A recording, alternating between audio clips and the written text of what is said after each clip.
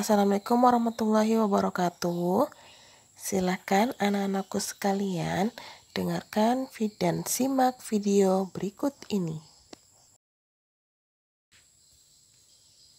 Setelah peristiwa Rengas Dengklok, rombongan Insinyur Soekarno segera kembali ke Jakarta sekitar pukul 23 waktu Indonesia Barat, tepat pada tanggal 16 Agustus 1945. Semula tempat yang dituju adalah Hotel Des Indes atau Duta Indonesia. Namun, tidak jadi karena pihak hotel tidak mengizinkan kegiatan apapun selepas pukul 22:30 waktu Indonesia Barat.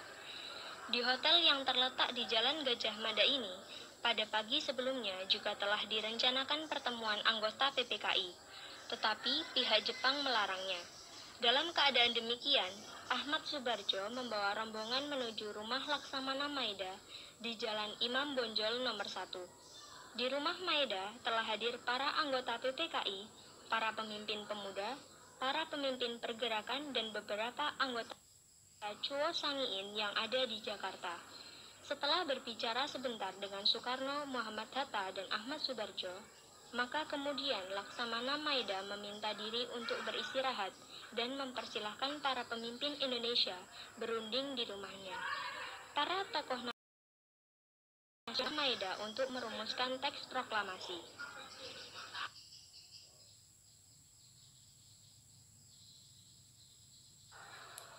Kemudian di ruang makan Maeda dirumuskan naskah proklamasi kemerdekaan Indonesia. Ketika peristiwa bersejarah itu berlangsung, Maeda tidak hadir, tetapi Miyoshi sebagai orang kepercayaan Nishimura bersama Soekarni, Sudiro, dan BM Dia menyaksikan Soekarno, Hatta, dan Ahmad Subarjo membahas perumusan naskah proklamasi kemerdekaan Indonesia. Soekarno pertama kali menuliskan kata pernyataan proklamasi sebagai judul. Pada pukul 03.00 WIB, Ahmad Subarjo menyampaikan kalimat, "Kami, bangsa Indonesia, dengan ini menyatakan kemerdekaan Indonesia." Muhammad Hatta menambahkan kalimat, "Hal-hal yang mengenai pemindahan kekuasaan dan lain-lain diselenggarakan dengan cara seksama dan dalam tempo yang sesingkat-singkatnya." Soekarno menuliskan Jakarta 17.805, Wakil-wakil bangsa Indonesia sebagai penutup.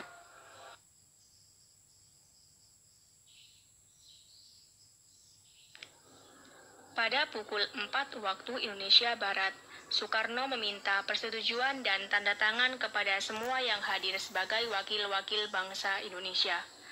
Para pemuda menolak dengan alasan sebagian yang hadir banyak yang menjadi kolaborator Jepang. Soekarni mengusulkan agar teks proklamasi cukup ditandatangani dua orang tokoh, yakni Soekarno dan Muhammad Hatta atas nama bangsa Indonesia. Usul Soekarni tersebut diterima dengan beberapa perubahan yang telah disetujui. Maka konsep itu kemudian diserahkan kepada Sayuti Melik untuk diketik.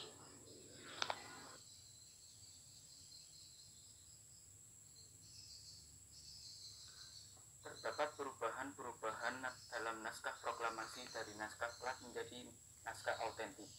Yang pertama, kata tempo pada naskah Klat diganti dengan kata tempo pada naskah autentik. Kedua, kata-kata wakil-wakil bangsa Indonesia diganti dengan atas nama bangsa Indonesia.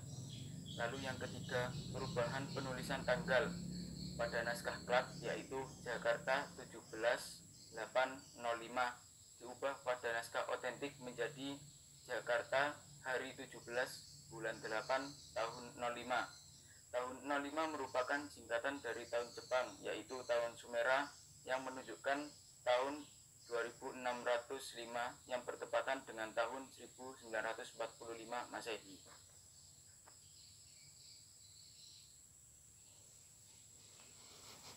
Pertemuan dini hari itu menghasilkan naskah proklamasi. Agar seluruh rakyat Indonesia mengetahuinya, naskah itu harus disebarluaskan.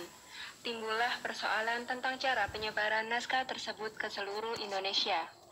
Soekarni mengusulkan agar naskah tersebut dibacakan di lapangan Ikada, yang telah dipersiapkan bagi berkumpulnya masyarakat Jakarta untuk mendengar pembacaan naskah proklamasi.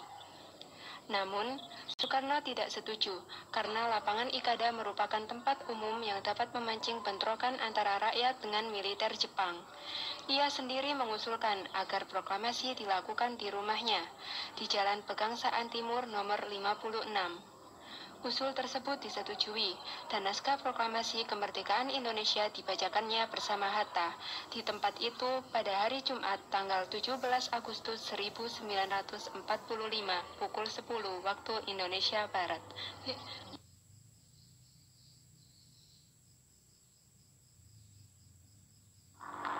Proklamasi. Kami, bangsa Indonesia, dengan ini menyatakan kemerdekaan Indonesia.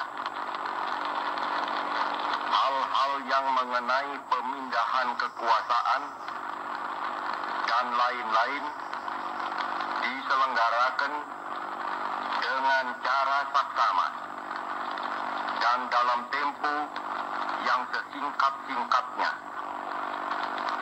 Jakarta, 17 Agustus 1945, atas nama bangsa Indonesia, Soekarno, Hatta. Kita jadi tahu kalau ternyata di sekitar kita ada hewan-hewan yang mempunyai ciri-ciri khusus. Iya, Bol. Setiap hewan maupun tumbuhan punya cara untuk dapat menyesuaikan diri dengan lingkungan hidupnya sehingga mereka dapat bertahan dan terus berkembang biak. Ciri-ciri khusus itu tidak hanya dimiliki oleh hewan loh, Bol. Tumbuhan juga punya, seperti rongga-rongga udara pada batang teratai. Teratai kan tumbuhnya dari dasar air, Pipo. Dan tangkai daun cenderung tumbuh menjalar. Daun terlihat mengapung.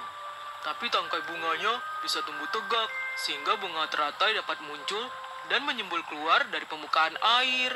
Jika batang atau akar teratai dibelah melintang, akan terlihat lubang atau rongga udara yang berfungsi membawa oksigen ke batang dan akar. Ada juga tuh tumbuhan yang unik, bisa makan serangga loh. Kalau nggak salah kata ibuku, namanya kantong semar. Kantong semar dan Venus itu sih pemakan serangga, Bol. Tumbuhan kantong semar tumbuh di rawa-rawa. Kandungan nitrogennya sedikit sehingga tidak memenuhi kebutuhan tumbuhan. Untuk memenuhi kebutuhan nitrogen, jadinya bergantung pada serangga sebagai pelengkap nutrisinya. Daunnya kantong semar seperti piala ya, Pipo? Iya ya. Lalu dinding dalam piala mengeluarkan nektar atau cairan manis untuk memikat serangga. Oh, aku tahu. Pantas aja, ternyata serangga bisa terpikat nektar dan hinggap pada dinding piala, lalu jatuh dalam cairan di dalam daun yang melarutkan serangga. Lalu daun akan menyerap nitrogen dari serangga yang kejebak itu. Kalau daun Venus, gimana tuh, Pipo? Daun Venus itu berengsel satu dan berbulu. Daunnya terbuka selama menunggu serangga datang. Saat serangga menyentuh bulu-bulu peka pada daun, maka kedua daun akan menutup dengan cepat. Lalu, si daun akan mencernakan serangga dan nitrogennya. Ada satu nih, bunga besar tapi berbau busuk. Gak kebayang deh baunya.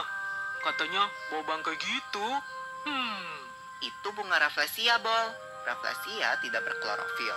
Untuk mendapatkan makanannya, Rafflesia perlu hidup sebagai parasit pada akar tumbuhan. Batang Rafflesia terdiri dari jaringan benang halus yang tumbuh di jaringan tumbuhan inangnya. Hidupnya menjalar di hutan hujan tropis loh, Pipo. Dan adanya di daerah Asia Tenggara. Salah satunya ada di Bengkulu. Rafflesia adalah bunga terbesar di dunia, Bol. Garis tengahnya aja sekitar 1 meter. What?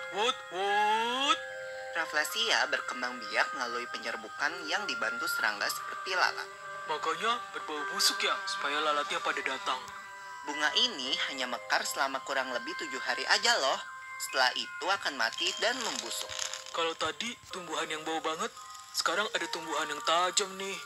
Itu namanya kaktus. Selain duri yang dimiliki, kaktus sangat jago dalam menyimpan air. Karena kaktus tumbuh di daerah padang pasir yang panas dan kering. Ketika hujan turun, kaktus menyerap air sebanyak mungkin. Kaktus memiliki satu akar yang panjang menembus ke dalam tanah dan rambut akar yang menyebar ke samping. Itu sebabnya akar kaktus mengisap air pada waktu hujan sebelum air menguap. Air tersebut disimpan dalam batangnya yang gemuk. Batang kaktus dilindungi oleh kulit yang tebal untuk mengurangi kehilangan air karena penguapan.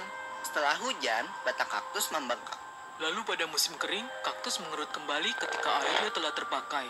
Kandungan air dalam batang kaktus dapat mencukupi kebutuhan kaktus selama 2 tahun musim kering loh. Daun kaktus adalah duri-duri pada kaktus lohbol. Duri ini mempunyai permukaan kecil sehingga mengurangi kehilangan air karena penguapan. Jadi, duri pada kaktus tidak sekedar ada begitu saja ya Pipo. Duri juga bisa melindungi kaktus dari hewan yang ingin merusak lapisan tahan airnya. Selain kaktus, ada tanaman lain nih yang bisa menyerap air, yaitu anggrek. Anggrek merupakan jenis tumbuhan epifit yang hidup menumpang pada tumbuhan lain, namun tidak merugikan tumbuhan yang ditumpangi. Anggrek menumpang pada cabang pohon besar sehingga mendapatkan sinar matahari untuk proses fotosintesis. Anggrek juga punya akar gantung yang digunakan untuk menyerap air hujan dan stomata pada daun untuk mendapatkan karbon dioksida. Pada bagian akar gantung ini pun terkadang terdapat klorofil sehingga fotosintesis mungkin terjadi pada bagian ini. Wah Pipo, pencipta kita tuh kreatif banget ya. Di pelajaran kali ini, aku jadi lebih tahu lagi tentang ciri-ciri khusus pada tumbuhan. Ya Bol, ternyata apa yang terjadi pada tumbuhan tertentu itu ada gunanya. Sampai ketemu di pelajaran berikutnya.